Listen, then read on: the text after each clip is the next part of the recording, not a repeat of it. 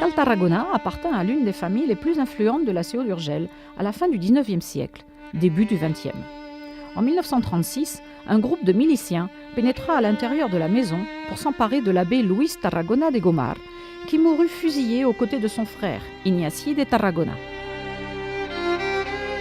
Cal Calçot fut construit en 1925, suite à l'union des deux maisons, Cal Silvestre et Cal Claverol.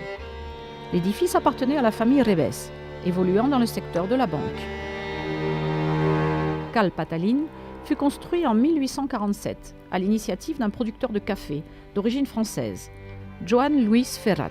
Pataline correspond au surnom dont les habitants de la CO d'Urgell affublèrent son propriétaire. En 1936, il fut la scène d'une fusillade entre des miliciens et Ángel Balliara, un armurier dont la boutique se trouvait au rez-de-chaussée de l'immeuble. Cal Don Llorens est un édifice construit à cheval entre le 19e et le 20e siècle par une famille opulente, les Llorens. La décoration de l'édifice était à la fois riche et variée, selon le style qui prédominait à la fin du 19e siècle.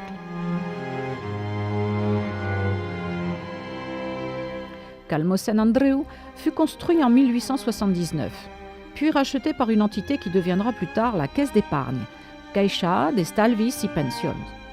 L'établissement ouvrit sa première agence à la CO d'Urgell en 1920. C'est en 1931, lorsque l'édifice fit l'objet de travaux de rénovation, que la Caisse d'épargne y installa ses quartiers.